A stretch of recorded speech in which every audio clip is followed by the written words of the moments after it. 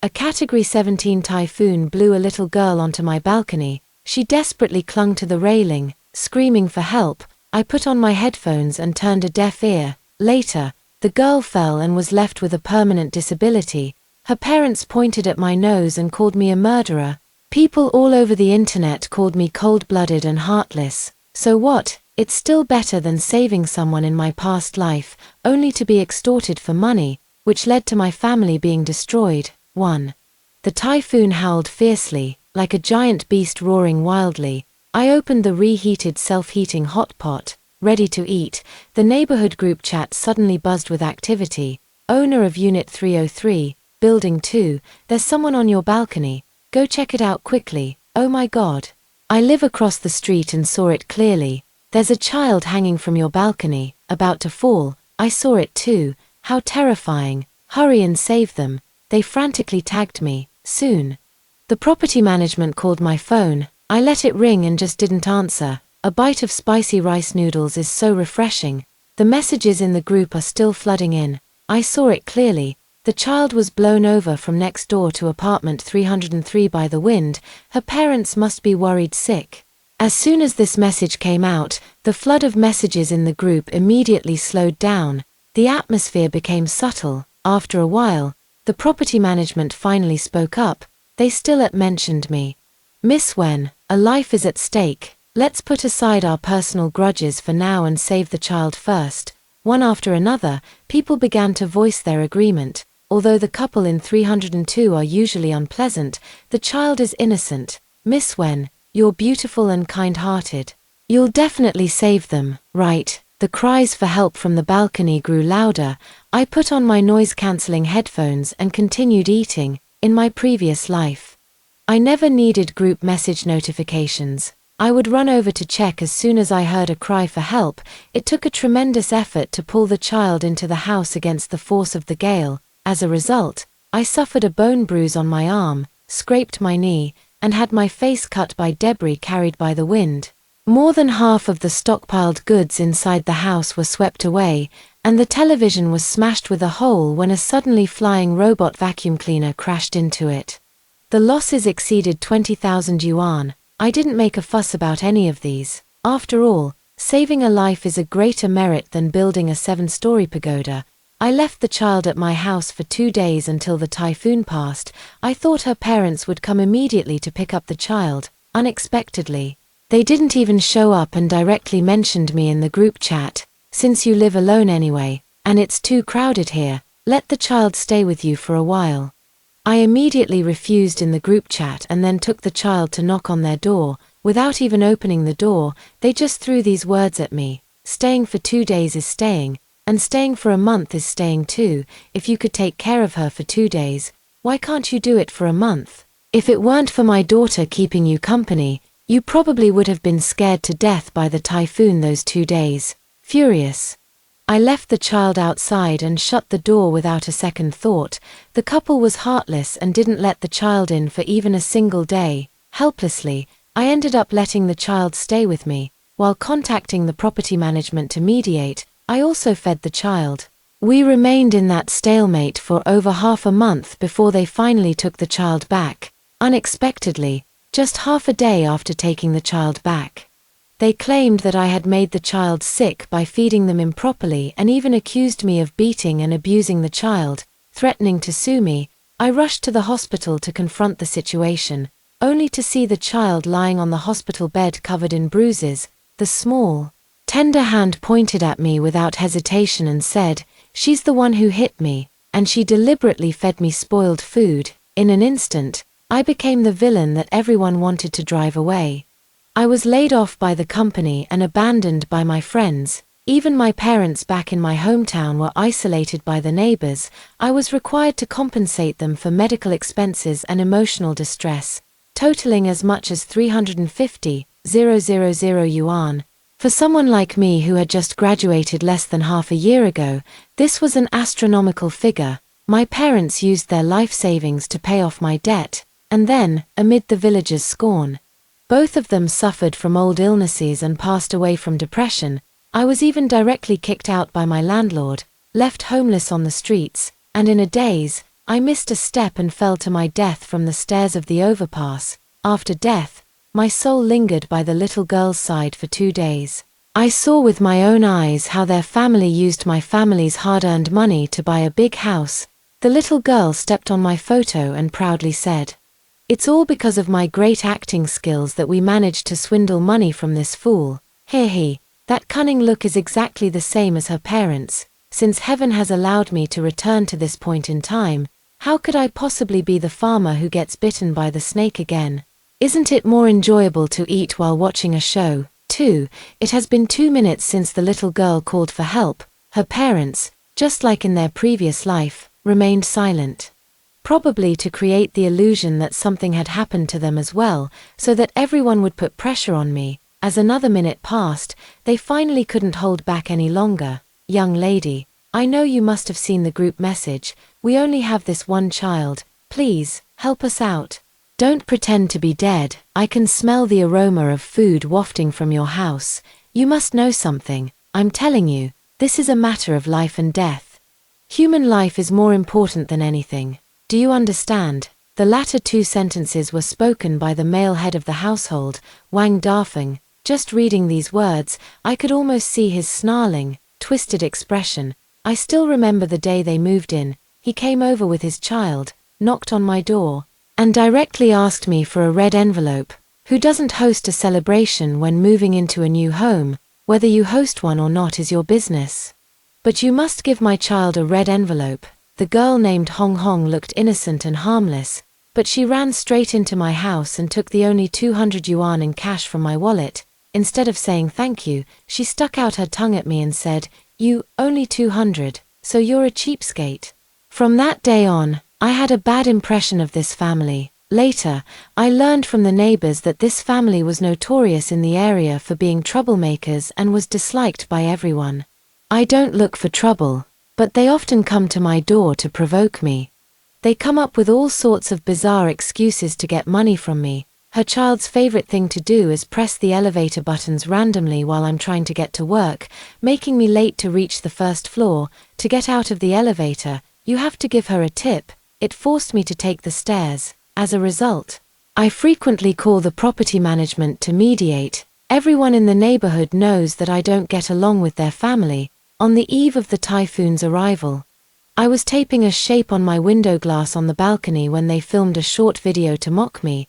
I advised them to take some precautions too, but they called me a fool. "You're the stupid one, not me. Our building is surrounded by other tall buildings front and back. Even if a typhoon really comes, what could it possibly do?" Not only did they not take any precautions, but they also deliberately set up a swing on the balcony, boasting that they would live stream swinging on it during the typhoon. The little girl was blown over by the wind, likely because she was attempting to perform a swing routine in the gale. By now, the child's cries were filled with terror. Neighbors came forward one after another, urging me to rescue her immediately. I moved all the food and valuables into the bedroom, then tagged everyone. "My front door is unlocked. Anyone who wants to rescue people can come in anytime. I'm locked in the bedroom and can't get out." Wang Dafeng sent a voice message. "Stop talking nonsense. I'm giving you a chance to accumulate good karma by rescuing people. You should be grateful and go save others, thanking our family for this opportunity to build virtue." The neighbor from 301 also spoke up. "That's right, miss. Saving someone is a virtuous deed that accumulates good karma. Such a great opportunity has fallen into your lap. Don't turn it down," I replied to her. "Exactly. Such a rare and wonderful opportunity. I'm still young and have plenty of chances to encounter more. You, on the other hand, how many days do you have left? Tell you what, I'll pass this good deed to you. You hurry up and go save them before it's too late." 301 complained. "With such strong winds, you're asking me to go out. Isn't that putting me in danger? Don't you know that when you open the window, the wind rushes into the room and can sweep people outside?" I laughed. "Right.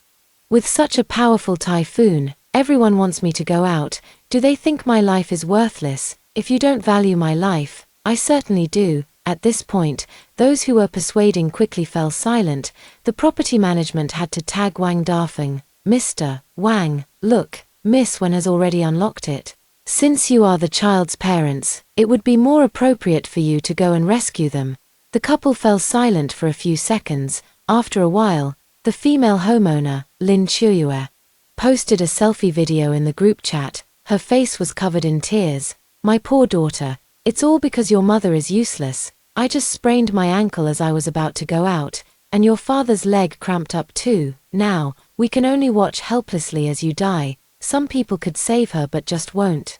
It would be such an easy thing to do. I wonder what kind of parents raised such a cold-hearted child. My darling, if you die, we won't go on living either. Let's just wander around the neighborhood as a family of 3 after we die. When the other homeowners heard this, they were alarmed. If someone really died, wouldn't it affect the property prices? Despite their urgency, not a single person stepped forward to help. They only urged me to lend a hand quickly. When they saw I wasn't paying attention, they went to pressure the property management. A few seconds later, there was a click. My house lost power. 3. I glanced outside. The other houses still had their lights on, so it seemed only my house was affected. Soon after, the property management privately messaged me, "Miss Wen, we have no other choice. You are the best person to save the child.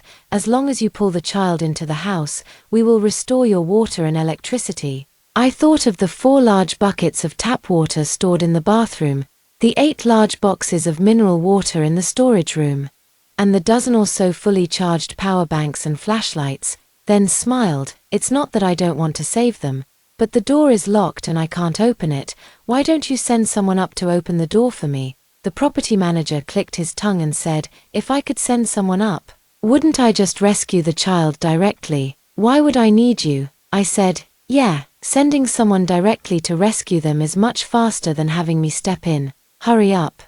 The child can't hold on much longer. If something happens, you'll be held responsible." When the typhoon warning was issued, the community ordered the property management to supervise homeowners in taking preventive measures. This is to prevent glass from flying out and injuring people. They not only failed to remind the Wang family to take precautions but also advised me not to meddle in their business after I reminded them. At this moment, I reminded him, "Your supervision is inadequate. And you're telling me not to meddle in others' business." I've saved the chat records. You know, in my previous life, when I was extorted for money, I knelt on the ground begging the property manager to check the surveillance footage, but he told me it had already been overwritten. In reality, he just didn't want to cause trouble. Hearing me say this, he became so angry that he started cursing on the other end of the phone. I smiled and reminded him, "Director Lee, I'm recording this." He immediately hung up the phone. Wang Xiaohong had already endured for 8 minutes. Someone saw through a telescope that her hands were bleeding from gripping, and her face was red and swollen from the wind. Her face was contorted by the wind, her eyes filled with terror as she cried out for her mom and dad. My bedroom window is separated from the balcony by just a single wall. As I walked over, I could clearly hear the child's cries. I said to her, "Your parents are right outside the door, waiting for your signal." She burst into loud sobs. "Dad, I can't do this anymore. I can't. We don't need to move to a bigger house. Mom, the wind is so strong. I want to go home right now. I don't want to live here anymore." I recorded her voice and sent it to the group chat. Everyone heard the little girl's words from the howling wind. "Mom, Dad, I'm so scared. I don't want to act anymore. I want to go home." I spoke up. So after all this fuss, it turns out the parents were forcing their child to act. What kind of parents are they? And on a typhoon day, no less. I was wondering how someone could be blown out from such a low floor, so they were just trying to extort money. This isn't the first time their family has pulled something like this. Whatever consequences they face are entirely their own doing. Let's not worry about things that don't concern us. Suddenly, the deadlock was broken. Everyone seized on this point to harshly criticize Wang Dafeng and Lin Chuyue. The property management directly cut off their water and electricity. They also gathered evidence, saying they would report them to the police for child abuse. The couple then reluctantly agreed to take the child away. However, I waited for a few minutes and didn't hear any movement outside. After a while, Lin Chuyue spoke up in the group chat, saying the door wouldn't open. She was slandering me. I directly used my phone to remotely control the door lock and opened the door. Footsteps were approaching from outside, but they weren't heading to the balcony. Instead, they were going straight into my kitchen. "Honey, there are snacks over here. Hurry up and take them away. This woman is so selfish. She actually hid so many delicious things without sharing them with us. And we even lent her our wall." This comment really made me laugh. This isn't the first time they've claimed that my living room wall was borrowed from them, and they've repeatedly used this ridiculous reason to ask me for money. By now, they had almost emptied all the supplies from my kitchen. I told the little girl that her parents were in the living room. She shouted at the top of her lungs. But the couple didn't stop. They just kept carrying things out the door. As they approached the door, Lin Chua glanced toward the balcony. "Husband. What should we do about Hong Hong?" Wang Dafeng casually remarked. "Do whatever needs to be done. Anyway, I won't let that little woman manipulate me. She's just a money loser. If she dies, all the better. I'll have a reason to demand compensation from that woman. Then we can have a son. Wouldn't that be better than raising a money loser?" The hesitation on Lin Chua's face instantly vanished, and she nodded with a smile. "You're always so clear-headed." At that moment, the scream reached its peak, mingled with the dull, heavy sound of something heavy hitting the ground. Outside the balcony, aside from the howling wind, there was no other sound. The group chat was flooded with messages. Countless witnesses posted the videos they had taken into the group. "How pitiful, so pitiful. The child was first blown against the wall by the wind, then fell onto the glass awning on the first floor, and finally landed on the ground. What exactly happened? Didn't the child's parents go to rescue them? The family on the first floor is so unlucky. Their perfectly fine home suddenly became a haunted house." After a while, Lin Chua finally spoke in the group, sobbing and crying. "Everyone, please help me. Just now, my husband and I went next door to save the child. But we couldn't open the door lock no matter what. I just remembered, a couple of days ago, my daughter was a bit mischievous and accidentally spilled water on that girl when Luo Chu. She immediately threatened to kill my daughter. She must have done this on purpose. My poor child, she's still so young. Her life hasn't even begun yet. What are we going to do?" She sent a video in. In the video, the usually arrogant and overbearing Wang Dafeng was lying on top of the little girl, crying as if his heart were breaking, with tears and mucus streaming down his face. Frantically kowtowing and kneeling on the floor. "Heavens above, if you want to take a life, take mine. Please give my daughter back to me. I know I've been a bit too harsh on the neighbors, but it's only because my family is so poor. I had no choice but to scrounge for food and drinks here and there, but that's all I've done. You can't punish my daughter for my wrongdoings. I beg you, take me instead." It has to be admitted, he does have some acting skills. This scene would inevitably bring tears to the eyes of those who don't know the truth. The discussions in the group gradually leaned in their favor. They all turned their criticism toward me. "When Luochu, you're really something else. Usually having conflicts is one thing, but how could you deliberately kick someone when they're down in a matter of life and death? She usually looks like a delicate and gentle girl, but who would have thought she could be so malicious? How disgusting. Even though you didn't directly kill the child, you are 100% a murderer. You must take responsibility for this." Soon, the property management released our chat records, but they selectively cropped the conversation, only showing the part where I refused to save the person. Regarding the rescue of Wang Xiaohong, our property management has done everything within our responsibilities. The tragedy occurred solely because when Luochu refused to cooperate.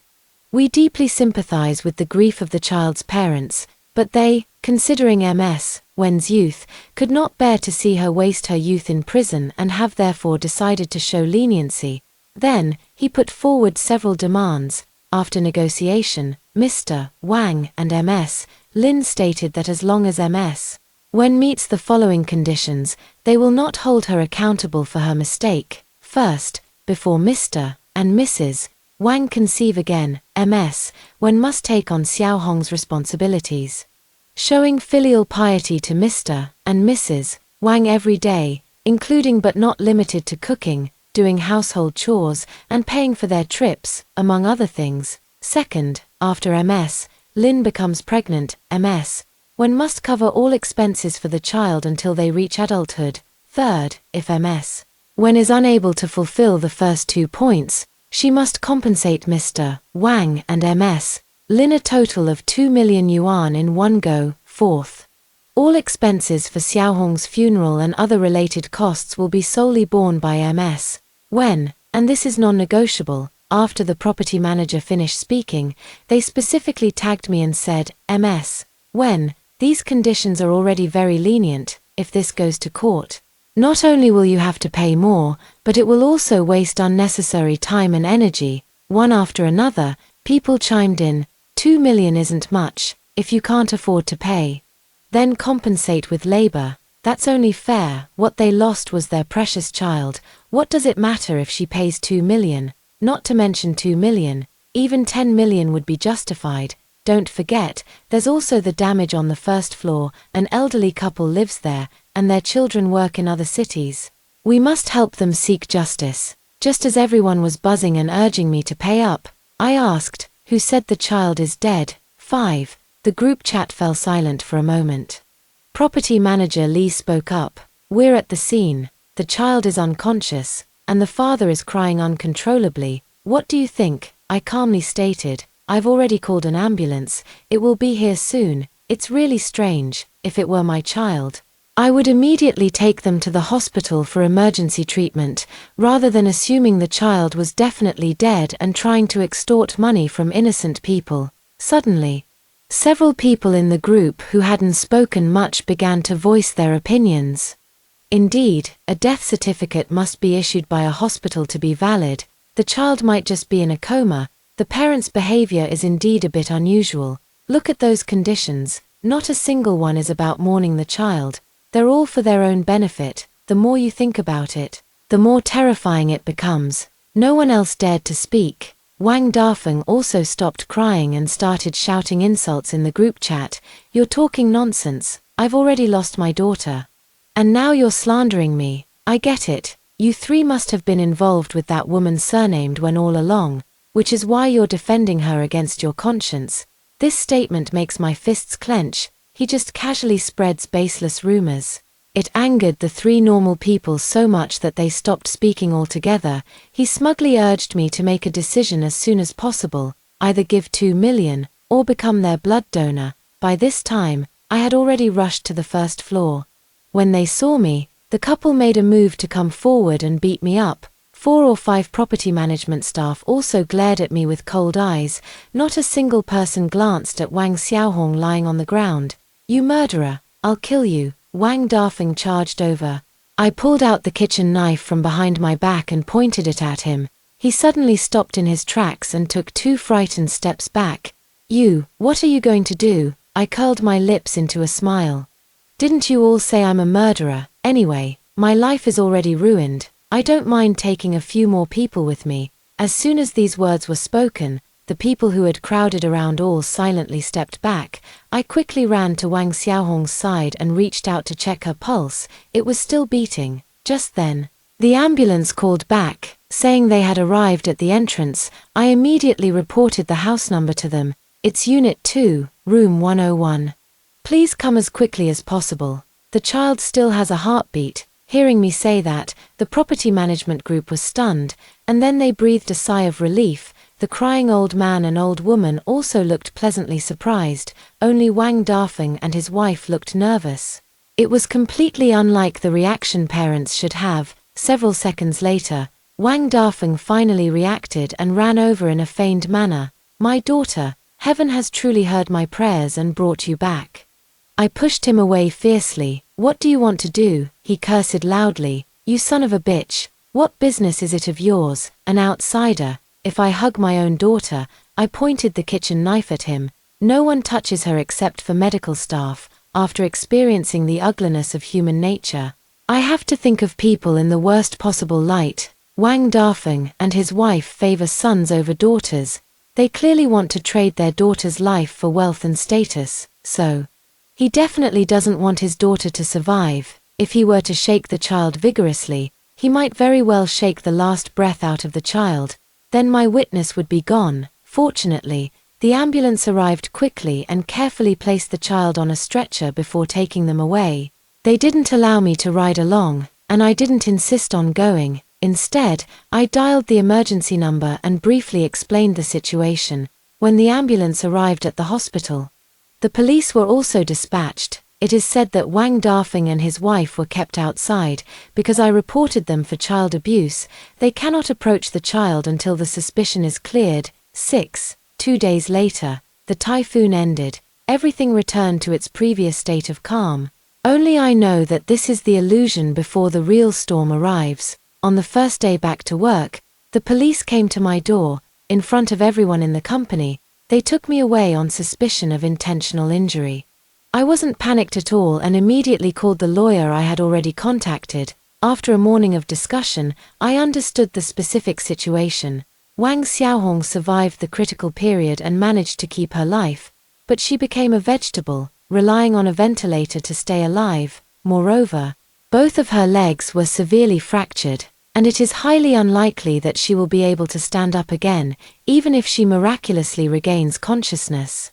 She will have to spend the rest of her life in a wheelchair. Wang Dafeng was usually very stingy with his child and never bought her any insurance, so all the medical expenses had to be paid out of pocket. He accused me of preventing him from saving her, which led to the tragedy, and demanded that I compensate him 3 million, as well as cover the lifelong medical expenses for the child.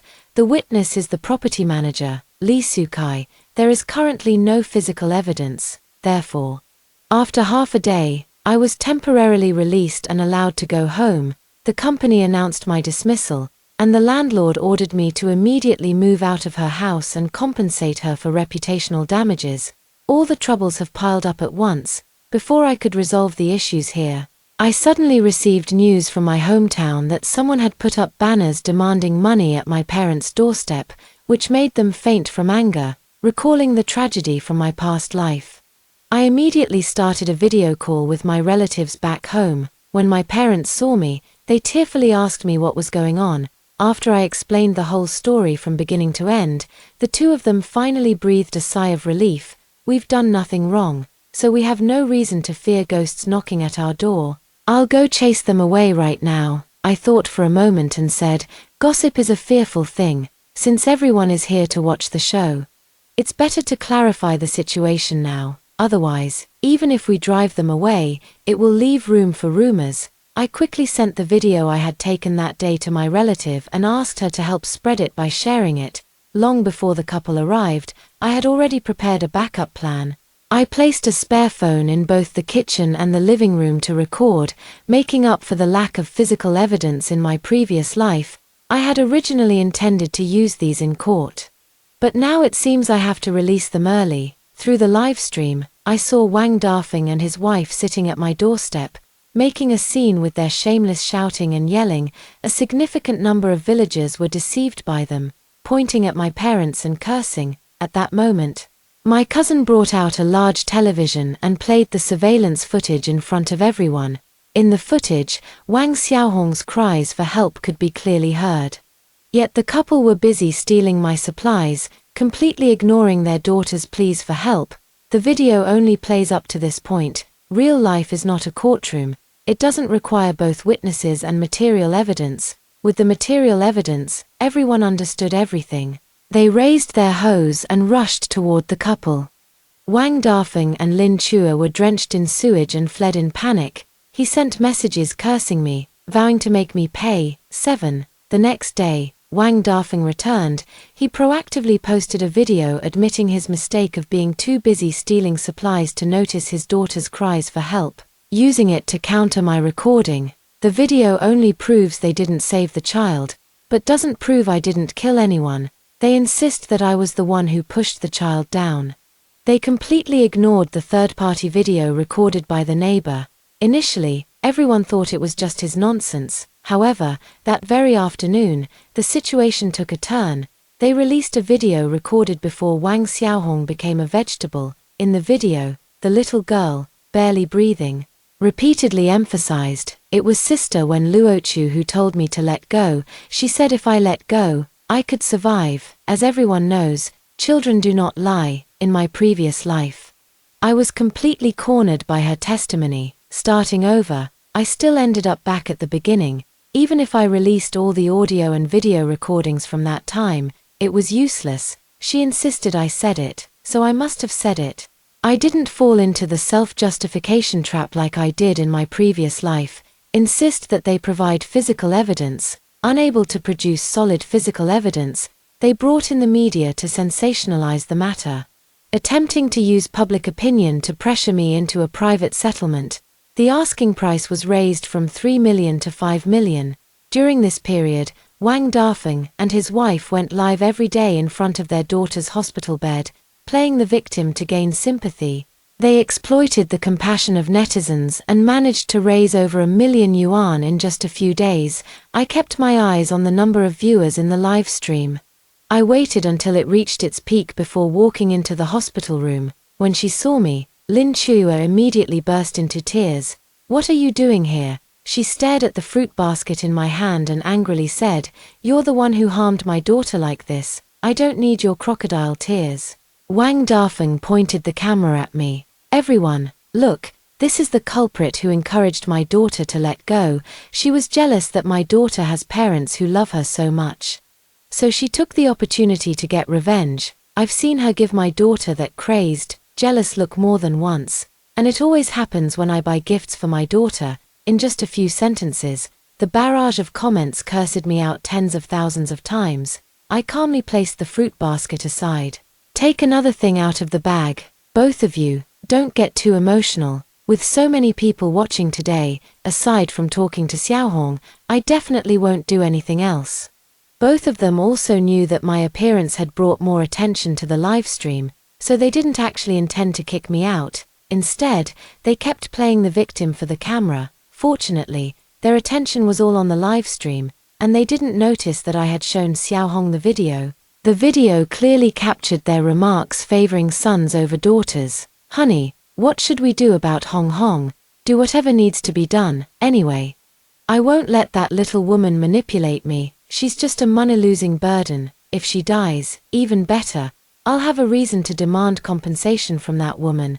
Then we can have a son. Wouldn't that be better than raising a money-losing burden?" The loud sound instantly stunned the couple. The vegetative Xiaohong on the bed suddenly sat up. She cried out loudly, "Mom and Dad, I don't want a little brother." 8. This scene left the couple completely dumbfounded.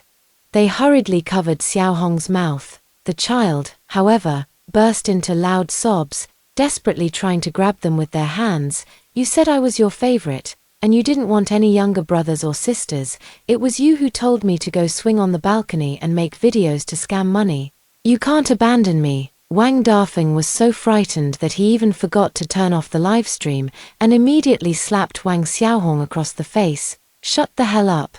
I glanced at the comments in the live stream. Soon, it had already reversed. I believe that soon the entire internet will know what kind of people this couple is.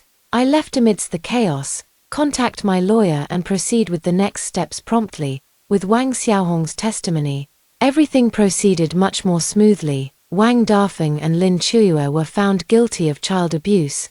They are definitely going to prison, but I believe the best way to torment someone is not to send them to their death.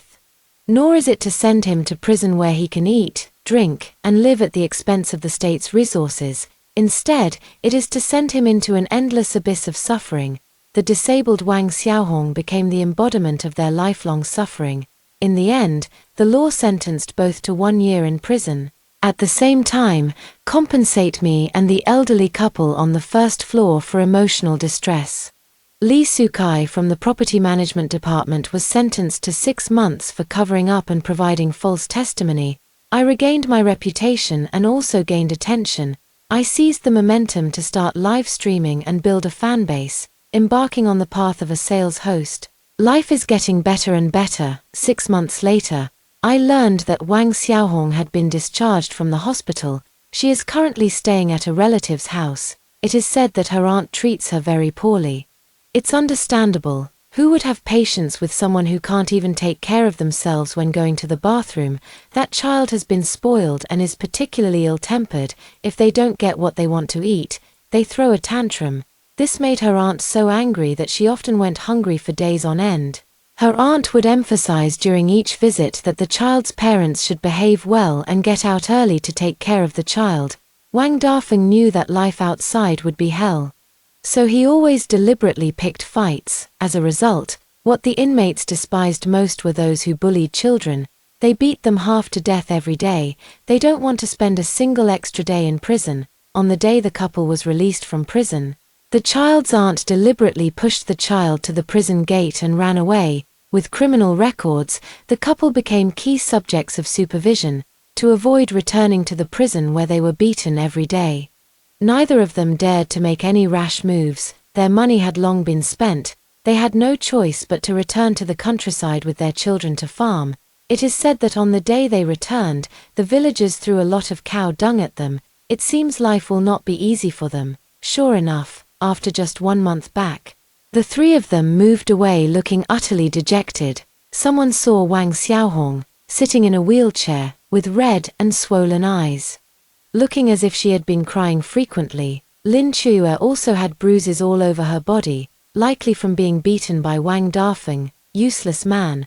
All he knows how to do is hit his wife and children. In the past, I might have felt sympathy, but now, I just feel that the wicked are getting their due. The darkness in their lives seems endless. Meanwhile, my career is flourishing, towards a better tomorrow. The end. That concludes the first story. Stay tuned. The next one is even more exciting. I am the school's recognized demon child. After being expelled for bullying the principal, no school dared to take me. My father gritted his teeth, sold everything we had, and sent me to a prestigious high school. Before he went to school, he gave me endless reminders. You must get along well with your classmates. If you offend even one, our family is finished. In the first week of school, I skipped class with the wheelchair-bound young master to play bumper cars. In the second week of school, I climbed over the wall with the anorexic young lady to eat spicy hot pot. In the third week of school, the teacher called my dad in. My dad's legs went weak as he entered the door. The teacher looked at him apologetically and said, "Mr. Yunshu, I'm sorry, Yunshu is too popular." The classmates got into a fight over her. 01. I was picked up by my dad while he was collecting scrap, and it was by collecting scrap that he raised me, just like Xiao Hua, Dubai, and Wang Tsai at home. We are all his family.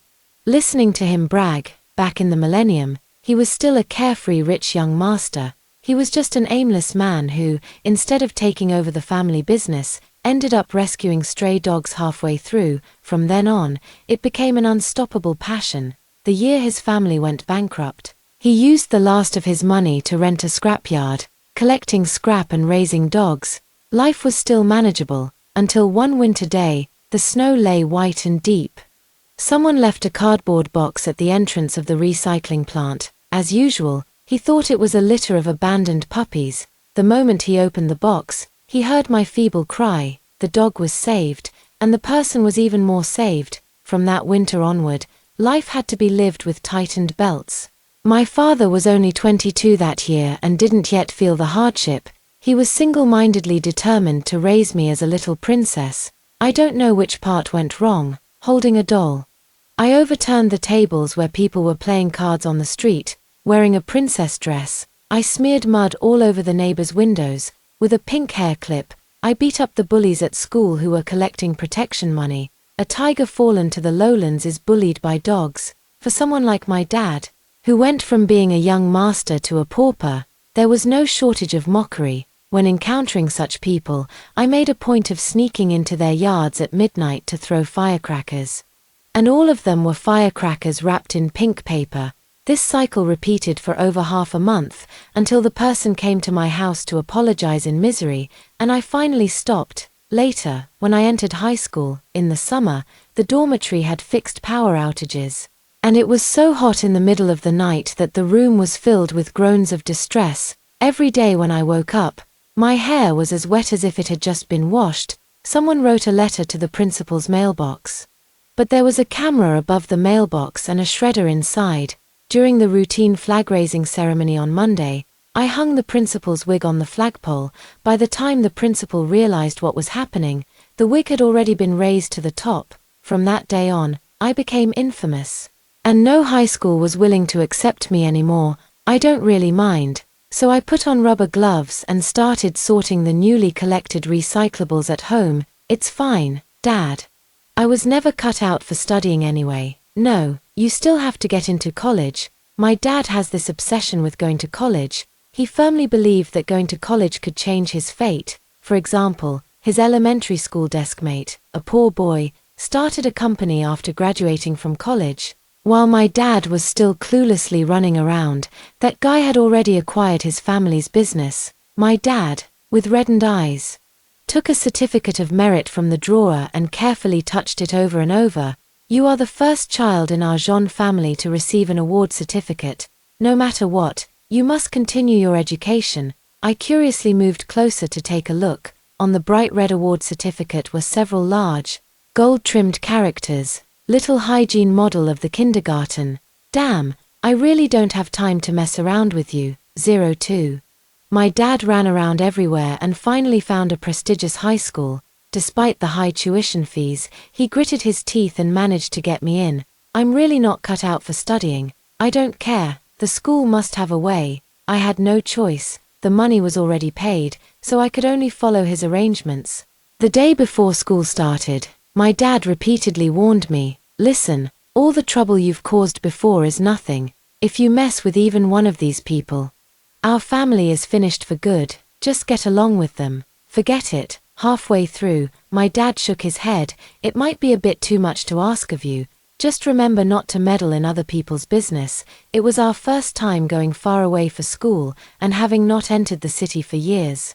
We both underestimated the power of the morning rush hour. The overpass was completely jammed.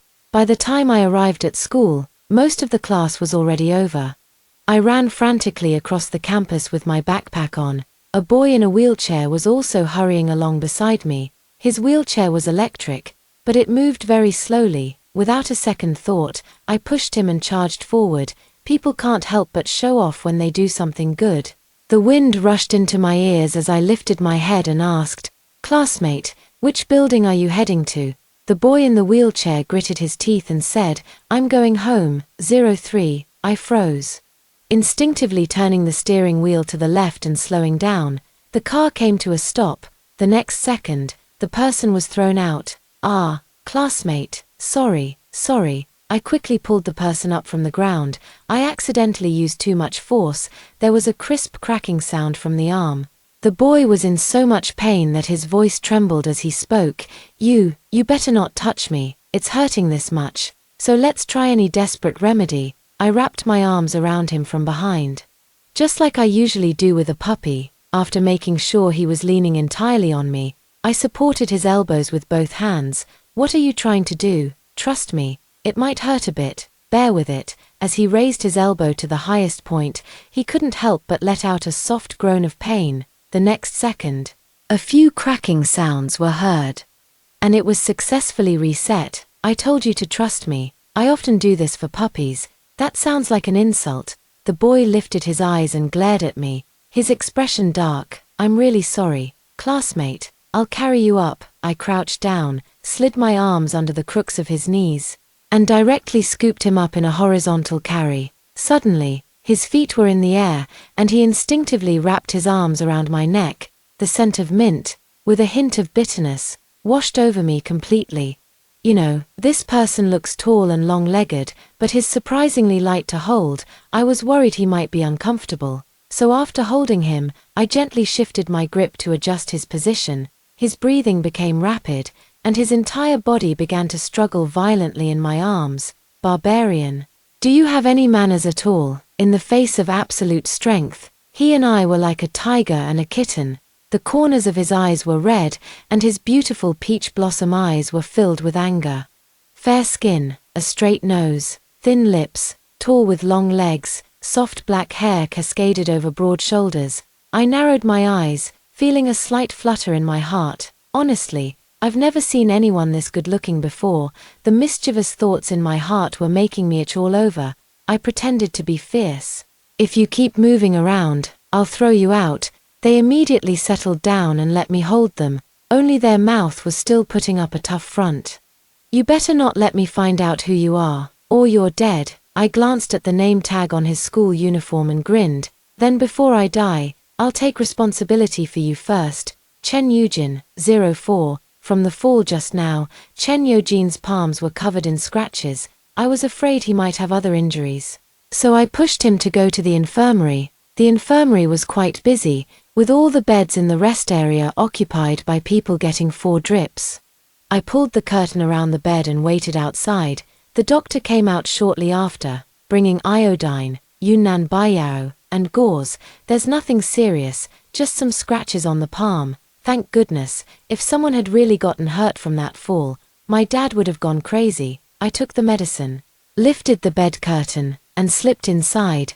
Chen Yujin sat on the bed, silent, with his fists clenched tightly. I leaned close to his ear and whispered, "If you don't cooperate, I'm going to kiss you. There are classmates on both your left and right sides. If any noise happens later." Chen Yujin jolted, his eyes widening in panic as his palms instantly flew open. I smiled with narrowed eyes. That's a good boy. When he fell, his palm must have pressed against the gravel on the road. The wounds were one after another, some deep and some shallow. He really is like a young master. His fingers are fair and slender, his skin delicate and smooth. My movements became increasingly gentle, and when I finally finished wrapping the gauze, I couldn't resist giving it a little rub. Chen Yujin was so angry he could have killed me. I pretended to be innocent, as if I hadn't done anything just now. "I won't tease you anymore, I'll walk you to the school gate. I reckon his wound will heal with one more application of medicine tomorrow." When I saw him off at the school gate, I called out to him, "I'll come by to apply the medicine for you again tomorrow at noon after school." Chen Yujin frowned, clearly showing that he didn't want to see me again. I pulled hard on both sides of his wheelchair, dragging him right in front of me. Looking down from above, I picked up the name card pinned to his chest, Class 3A. Chen Yujin, 05. Even in elite schools, classes are arranged by academic performance.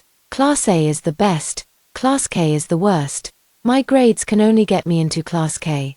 My dad found out that those who make it into Class A are the best of the best among the most talented. They have real skills in their heads. You can't buy your way in. I especially avoided Class A at school. Chen Yujin ended up getting into a luxury car I didn't recognize. The driver skillfully folded the wheelchair and put it away. Before leaving, he rolled down the window, his gaze dark and unreadable. "What's your name? I'll tell you tomorrow." Joke. That look in his eyes is anything but friendly. If I tell him who I am, he'll probably dig up every detail about my family. Anyway, once my injury heals tomorrow, I won't have any more contact with him. By the time he's still angry, I'll just say something nice to smooth things over, as expected of me. Perfectly resolved. After all that trouble, by the time I found Class K, the first period was already over. The homeroom teacher wore glasses and looked like a recent college graduate, young and female. She simply couldn't command respect from these wealthy and influential students. "Class, quiet down. This is our new transfer student, Zhon Yunshu. Let's give her a warm welcome." Only the homeroom teacher's own applause could be heard. The students below were all sizing her up with their gazes. The homeroom teacher is not to be trifled with, and I don't want to cause any trouble. The only empty seat in the classroom was in the last row by the window, so I carried my bag and went straight there. By October, the weather had already turned cool. If it weren't for the trash can, this would indeed be a great spot to sleep. This is an English class, and in this elite high school, the entire class is conducted in English. I try to piece together the few words I recognize. Just as I figure out what the teacher said in the previous sentence, I have no idea which question the next sentence is referring to. Forget it, I might as well just sleep. The air is a bit smelly, but I can still tolerate it. While half asleep, I heard people murmuring outside the window. 06. "Jingy, why did you throw away the invitation I left on your desk?" The girl lowered her voice. "I don't want to go, it's just a birthday party. Don't you come every year for my birthday? But I don't want to go this year." "Why?" "I already told my friends I'd definitely invite you. I said I don't want to go, and that's final." "Jingy, what are you pretending for? You used to shamelessly chase after me before." "It's just that you're skinnier now and a bit better looking than before. I still have your photos from middle school when you were as fat as a pig. If you dare not go, I couldn't take it anymore, so I grabbed a cup of water, opened the window, and splashed it out. Hey man, are you an animal? Can't you understand human language? I've had a bad temper when waking up since I was a child. My dad has always only dared to let the dog wake me up. I can tolerate the smelly environment, but constantly nagging here is just too much. The boy got splashed with water all over his face by me. The girl across from him didn't even get splashed with a single drop of water. Fuck, who the hell are you? I'm your mother. The entire class, which had been drowsy, suddenly, my shout woke everyone up completely.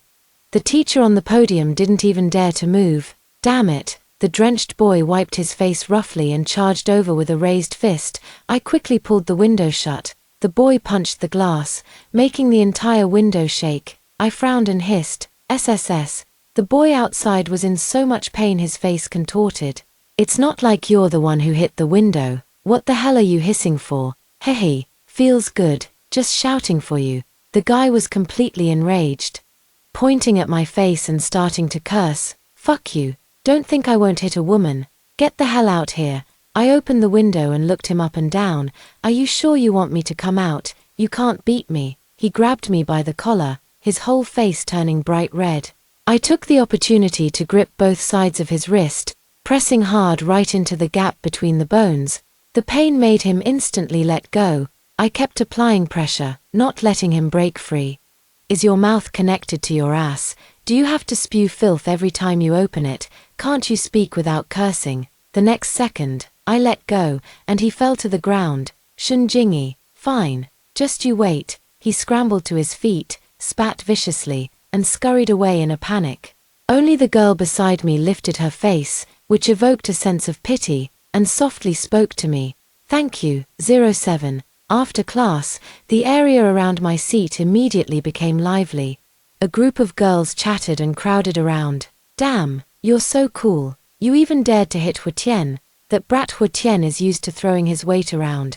Apart from the tragic, handsome, and powerful young master he doesn't dare mess with, even a dog passing by would get kicked by him.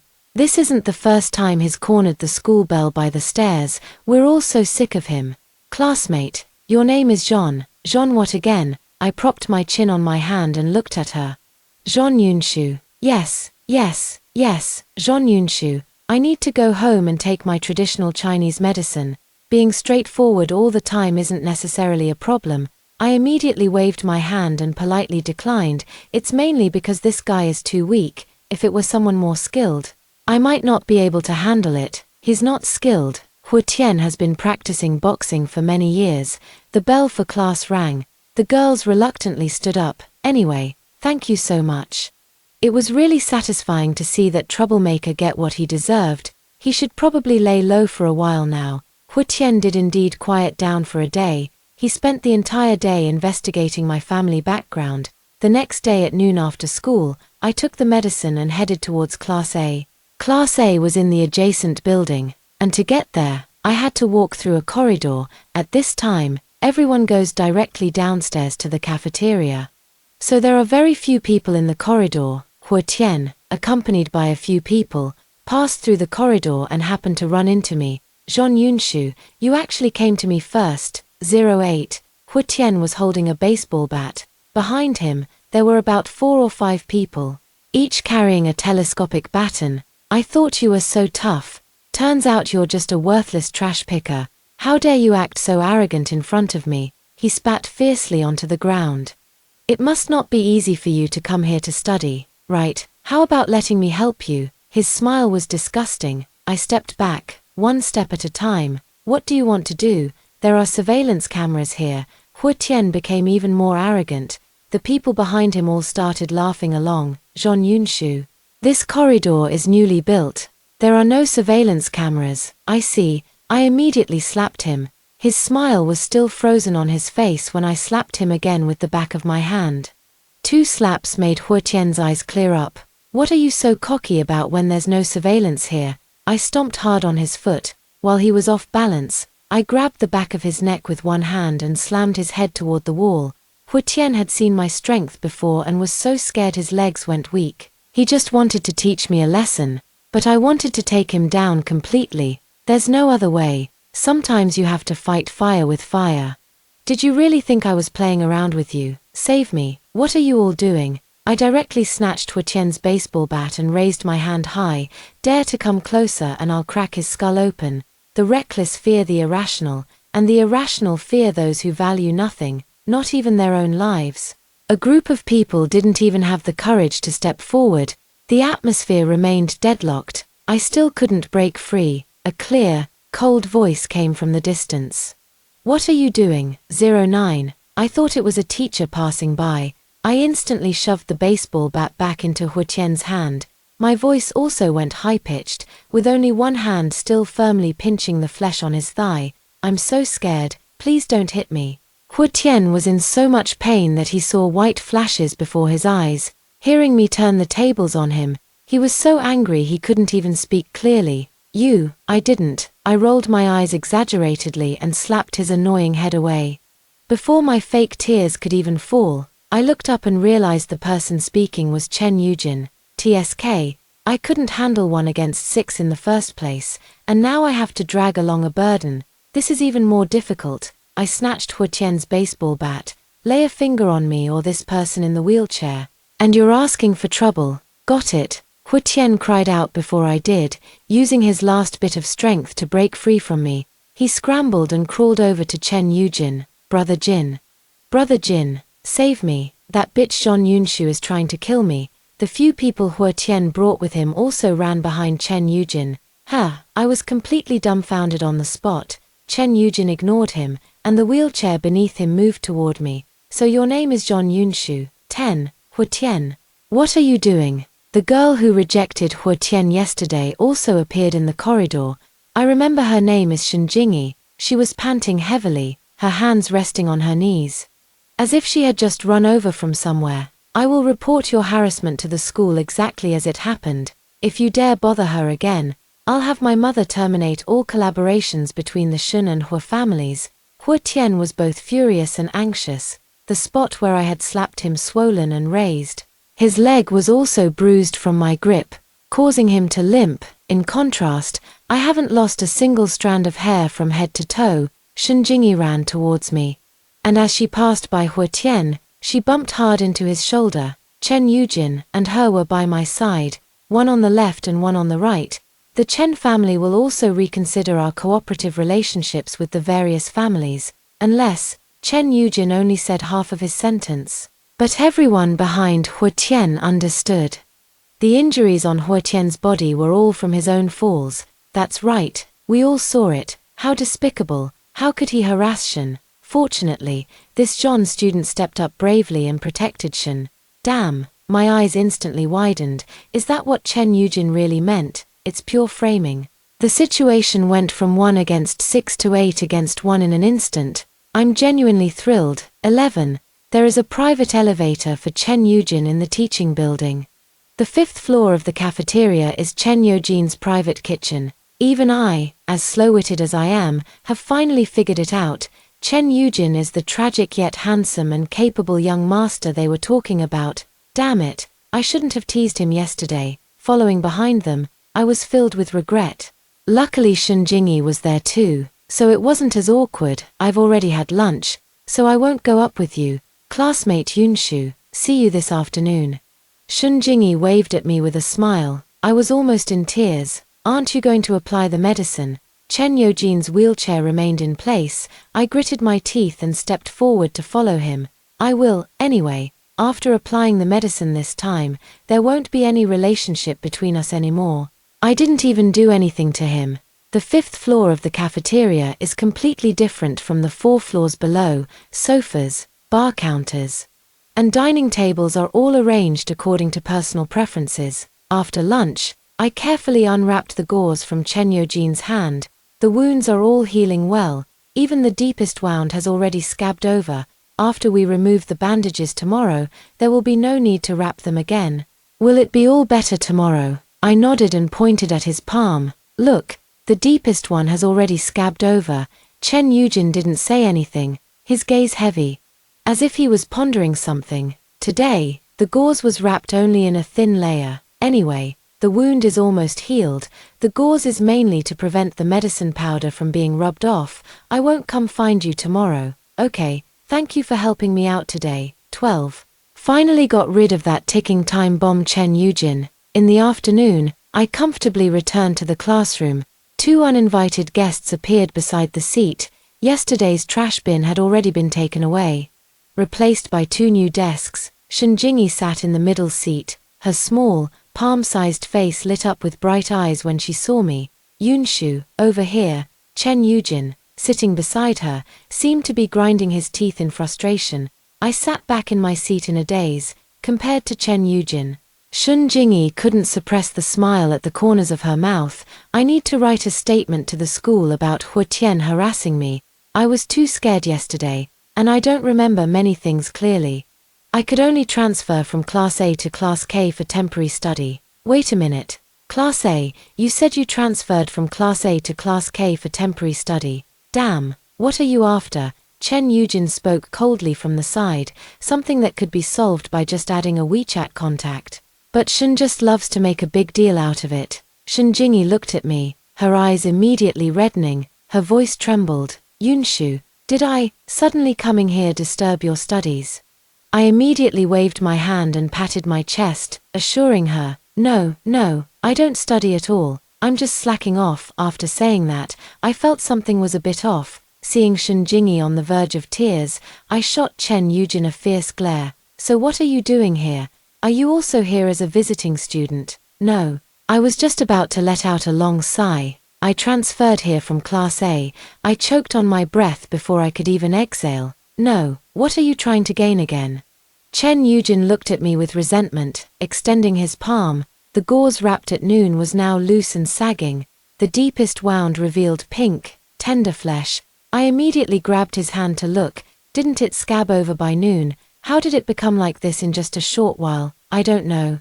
You've been the one handling it all along. Shun Jingyi's smile froze on her face. Just a minor injury, and you're already troubling your classmates. Classmate Chen.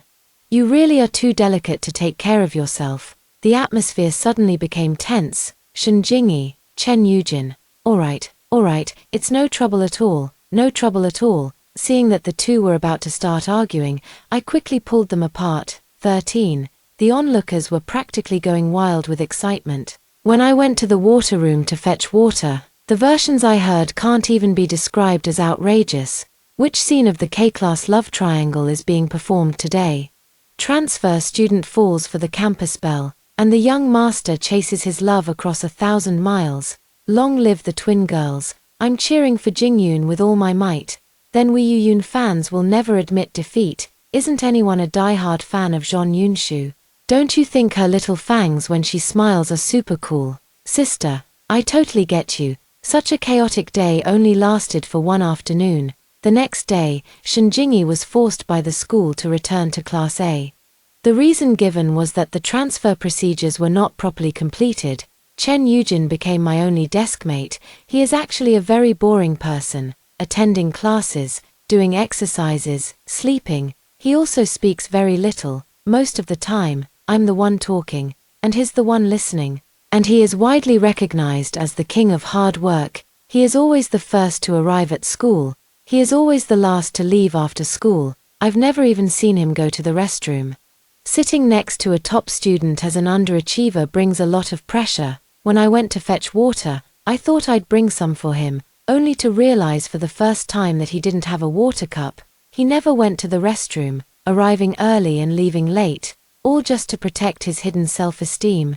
The moon waxes and wanes, but he remained forever a crescent. In the late afternoon as the sun was about to set, I leaned close to his ear and quietly asked him, Chen Yujin, have you ever skipped class? 14. Teacher, Chen Yujin needs to use the restroom. Before Chen Yujin could answer, I raised my hand frantically, like a peacock flaunting its feathers. His eyes widened, and he reached out to cover my mouth. I pressed his hand down and hid it under the desk. The teacher nodded and continued with the lesson. The wind howled in my ears. The horizon looked as if it were on fire, taking advantage of the guard going back to the duty room to get water. I hunched over and pulled open the small door. I pushed Chen Yujin and ran outside.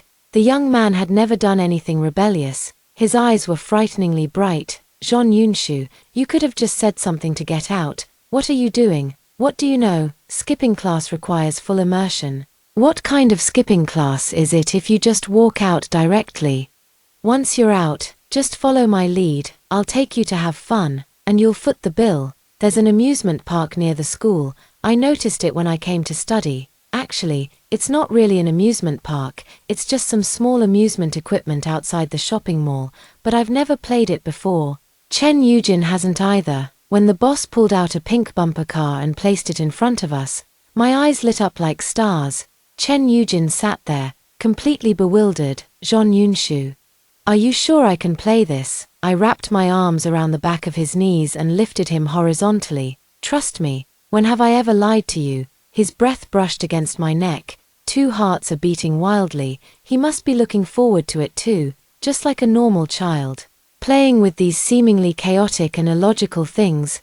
2 people ride in one bumper car. He handles the steering wheel, and I step on the gas pedal. In the beginning, all newbies are total noobs. A grade schooler. With nimble maneuvering, directly cornered both of us. Chen Yojin's competitive spirit kicked in.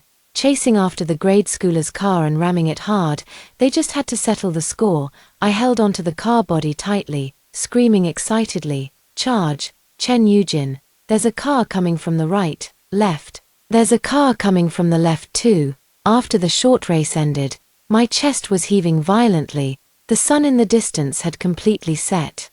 The carousel across from the bumper cars lit up. I looked at Chen Yojin's profile, a small patch of light reflected in his eyes, flickering like dancing flames.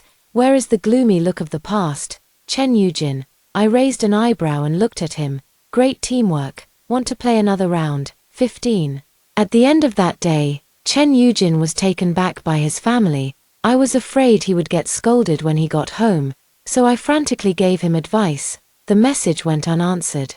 Just as I was about to fall asleep, I received a text message. Something came up at home. I'll be back in 3 days. The next day, he didn't come to school. During lunch, Shun Jingyi carried her tray and sat down beside me. Classmate Yunshu, don't worry, I asked my parents to look into it. Chen Yu has gone back to the old Chen family home and won't be back for a few days. I nodded. I know, he sent me a message on WeChat. She seemed a bit surprised. He can still get his hands on a phone now. Can't you use your phone when you go back to your hometown? I guess so, they have a lot of rules. I thought to myself. No wonder he never replied to my messages after that. Shun Jingyi's plate only had a boiled egg. I remembered that the first time I met her, Hu Tian had mentioned something about her weight. I handed her the crispy fried pork that was beside me. Losing weight just for the sake of others' opinions. Isn't that just torturing yourself? I haven't touched the crispy fried pork, it's for you to eat, Shun Jingyi sighed. I wish I could eat too, but I damaged my stomach a few years ago while dieting, and now I instinctively feel averse to food, averse to all kinds of food, basically averse to all the everyday foods I eat. I don't believe it. There are countless food enthusiasts in the world. Do you understand what you're eating? Come on, I'll take you out to eat. 16. I took Shun Jingyi out by climbing over the wall.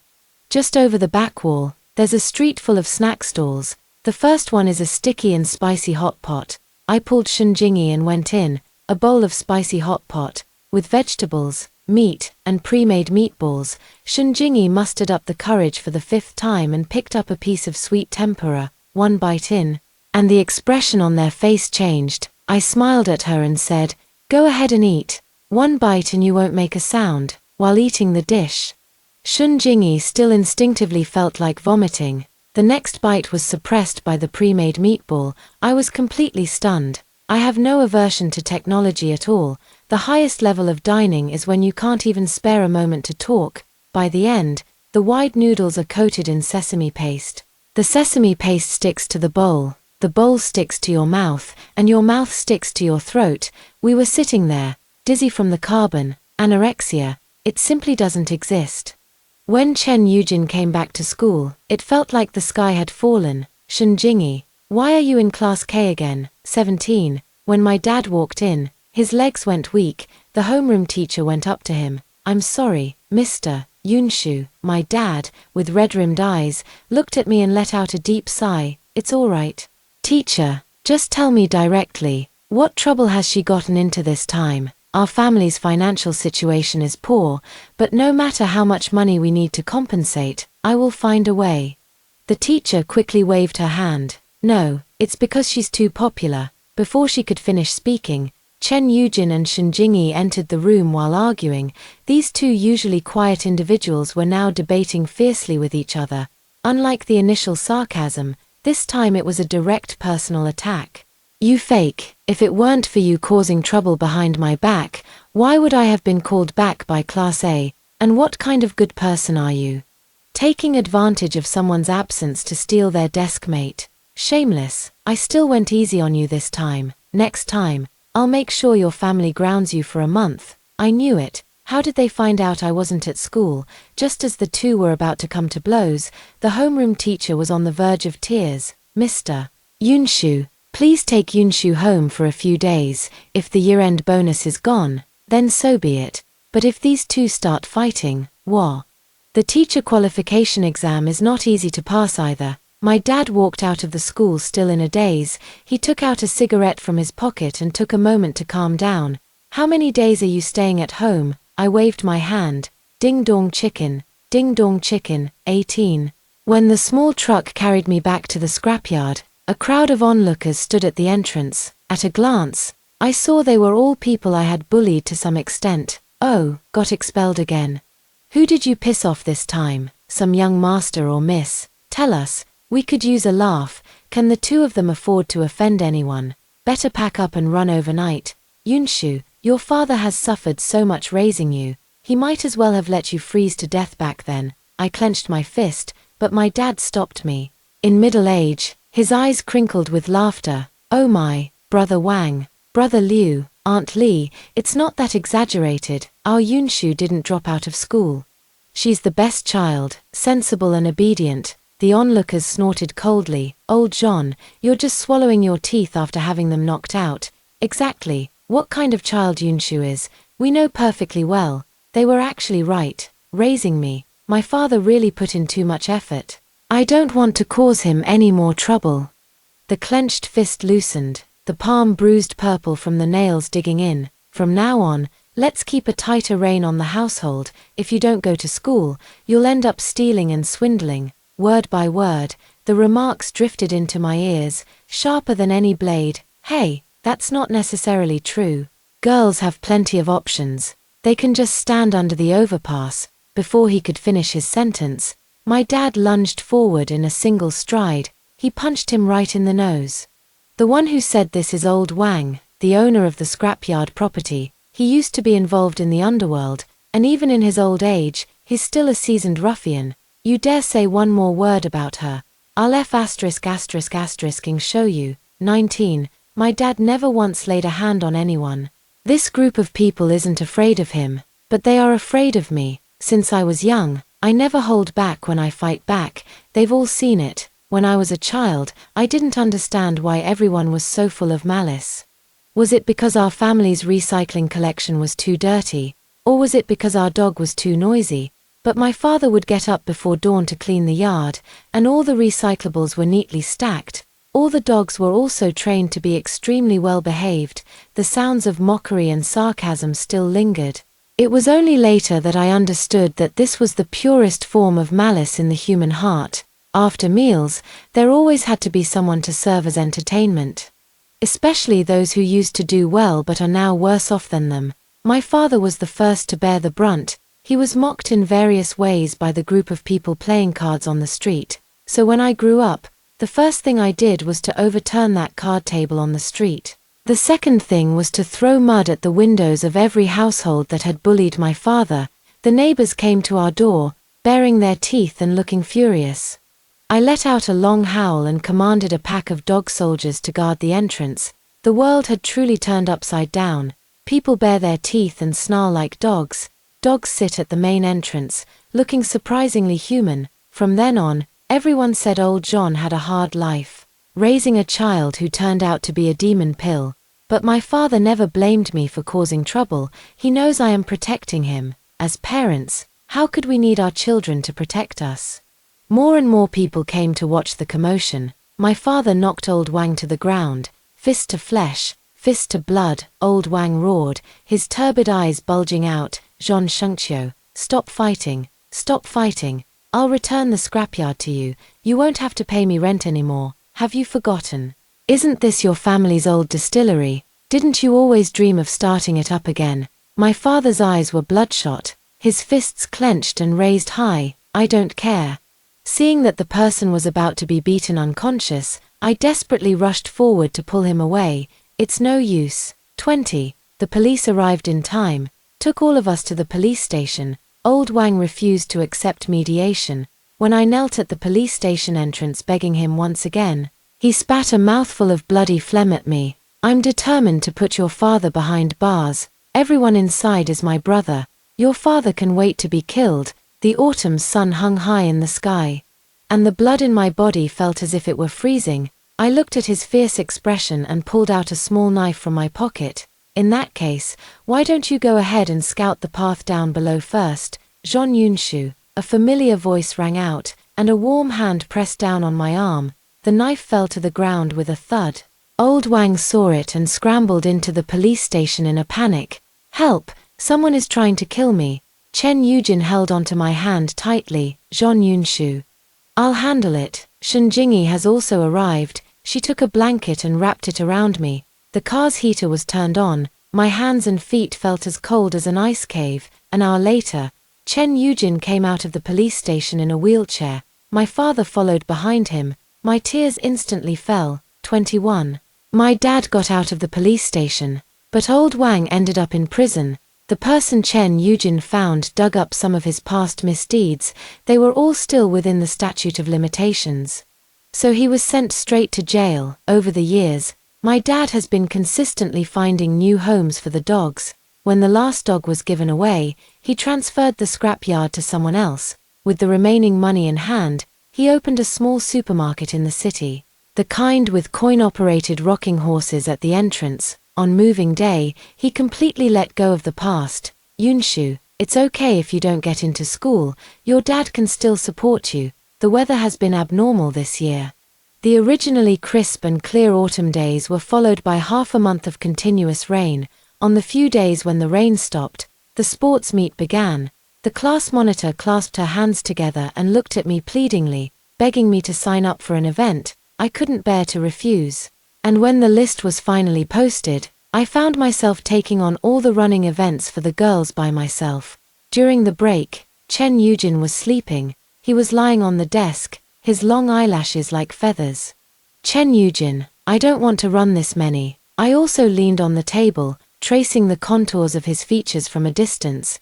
Chen Yujin, I don't want to run this much all by myself. His breathing was steady, and he seemed to be asleep. Chen Yujin, is it too cruel of me to make you follow me while I run? I withdrew my hand in frustration. The next second, he grabbed my wrist. He opened his eyes and spoke softly. His voice came through the table and reached my ears, one after another. Deafening, I heard him say, "Okay, I'll go with you." 22. It's over.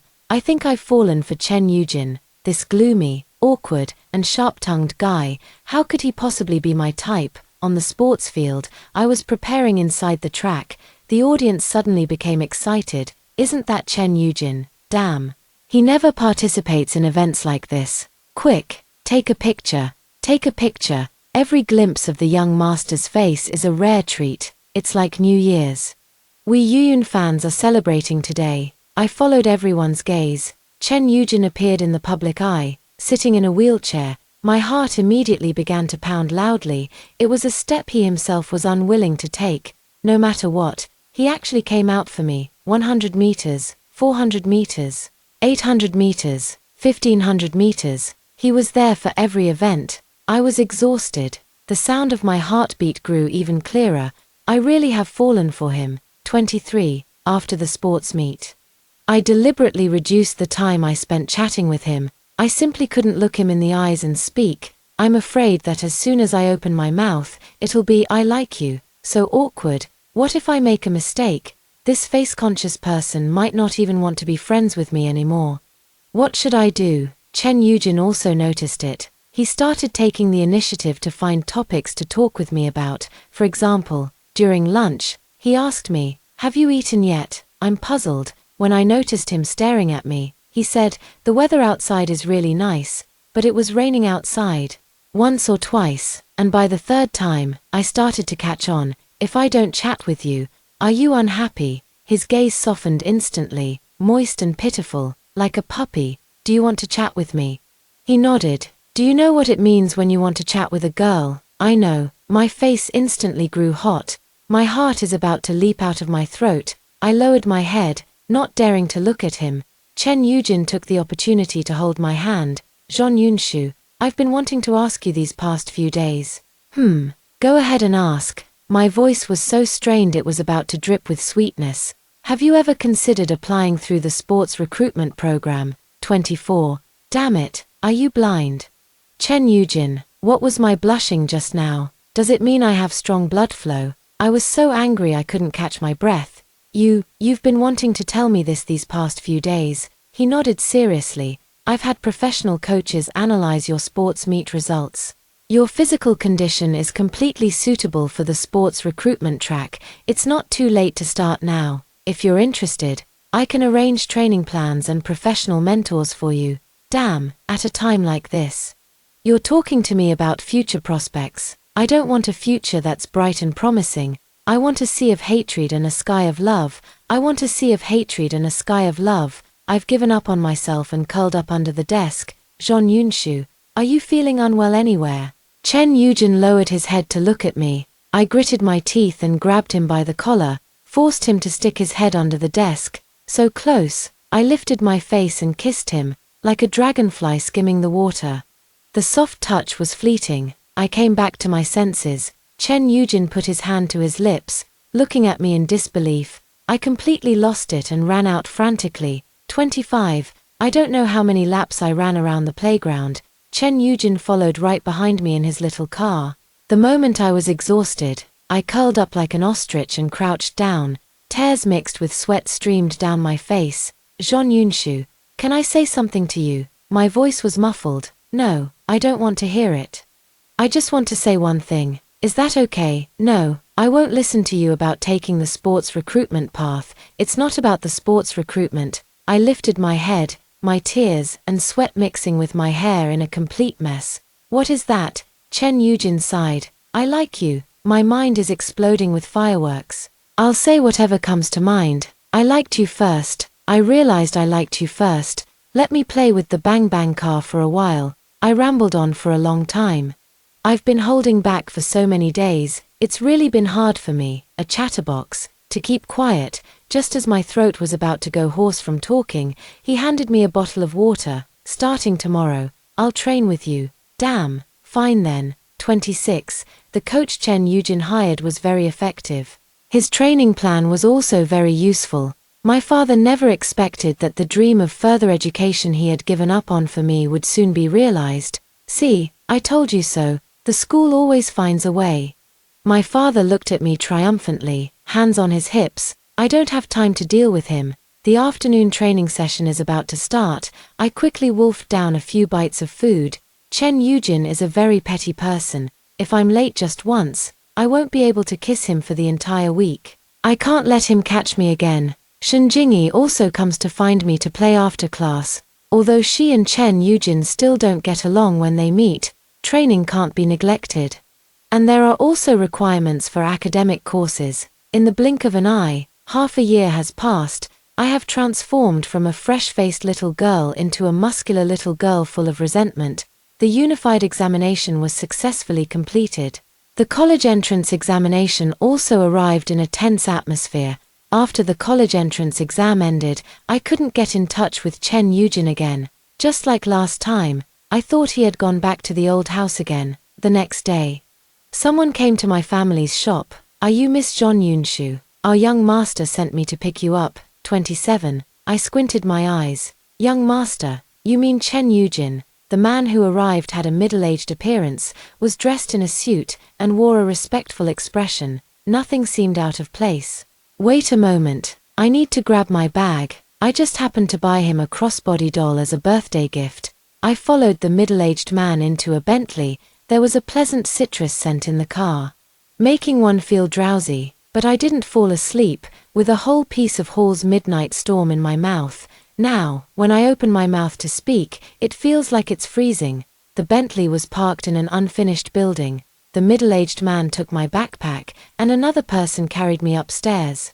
I don't know how many floors we went up, but in the end, they placed me in an open area. My hands and feet were tied up. I opened my eyes just a slit to survey my surroundings. High-rise, drafty from all sides. Not far away lay a person, and my heart suddenly felt gripped. It was Chen Yujin. He looked as if he had been beaten, his hands and feet tied, his whole body collapsed on the ground. Hu Tian walked out from around the corner, crouched down, and patted Chen Yujin's face. Wake up. Chen Yujin, look who I've brought you. Chen Yujin's condition wasn't right. On such a cold day, he was only wearing a white shirt. Hu Tian slapped him several times before he finally woke up. 10 years ago, did your brother die right here? He died, and you were left disabled, isn't that right? Hu Tian grabbed his hair and forced him to look at me.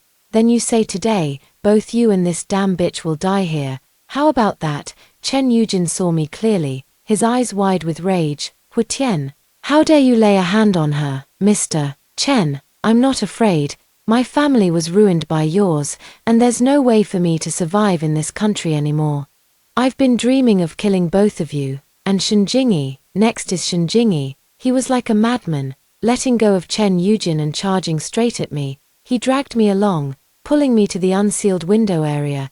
Chen Yujin crawled forward, trembling as he tried to stand up at one point. Hu Tian, I can give you anything you want. Let her go. Let her go. What do I want? I want her dead. I want her to watch herself fall to her death. Hu Tian grabbed my hair and raised his hand to slap me awake. I instantly opened my eyes and broke free from the rope binding my hands behind my back. I punched him in the face. 28. The doll was actually a hidden small bag. When I left the house, I put a utility knife in my bag. While he was still dragging Chen Yujin around in his madness, I had already cut the rope on my wrist. Hu Tian was knocked to the ground by my punch. Quick as lightning, I cut the rope on my feet. Grab her. The man in the suit and another man rushed in, and I stabbed the knife into Hu Tian's leg. A cry of pain instantly echoed throughout the entire building. I pulled the knife out, pressed against his neck. She dragged him over to Chen Yujin's side. You three are a family, aren't you? If you're not afraid of Hu Tian dying by my hand, then come and try. The two of them immediately didn't dare to act rashly. Please, let Xiaotian go, don't hurt him. I released Hu Tian and stepped on his wound, with my hands free. I immediately scooped Chen Yujin up from the ground and carried him on my back. Chen Yujin, hold on tight to me. Then he pressed the knife against Hu Tian's neck once more. Step back. Chen Yujin's body temperature was scorching hot. He had already exhausted his last bit of energy during the confrontation with Hu Tian just moments ago. Don't fall asleep, Chen Yujin. Don't fall asleep, carrying one person while dragging another. Still having to constantly guard against two people's sneak attacks, my physical strength is rapidly declining. When the sound of police cars echoed in the distance, I quickly dropped Hu Tian, grabbed Chen Yujin, and ran downstairs. I screamed, Dad, I'm here. Hurry up, faster. When we reached the 5th floor, my dad and the police rushed up. I instantly collapsed to the ground. Fortunately, everything had been prepared in advance. As I was leaving, I gave my dad a meaningful look. I shared my location with my dad the whole way. Before the middle-aged man took my bag, I had already sent out the words, call the police. 29. In the unfinished building, besides Hu Tian, the other two people were his father and his brother. The court imposed a severe punishment for kidnapping and attempted murder. Hu Tian has also turned 18, 2 death sentences with reprieve, 1 life imprisonment. By the time the verdict was announced, Chen Yujin and I had already started college. During the half-month of recuperation in the hospital, Chen Yujin can now stand up on his own. His mother held my hand, crying uncontrollably. According to his mother, Chen Yujin's leg condition is more of a psychological issue. When he was 9 years old, he and his younger brother were kidnapped. When he was rescued, His younger brother was pushed down by the kidnappers to protect him, and he fell to the ground, unable to stand up from that day on. That's what my mom and the others believe. In the second year of our relationship, Chen Yujin held my hand and we took a walk by the seaside. Except for walking a bit slowly, he can already walk very well. The truth is, my younger brother thought he was being clever and pushed me toward the robber, but ended up falling down himself. My younger brother is the most favored child in the family, raised by our parents since he was little, while I grew up following my strict grandfather, living in the old house.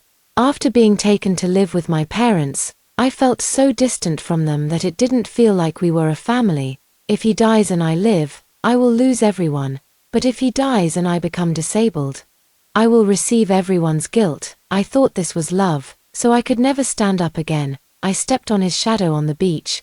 Now that your heart is unburdened, do you no longer need their love?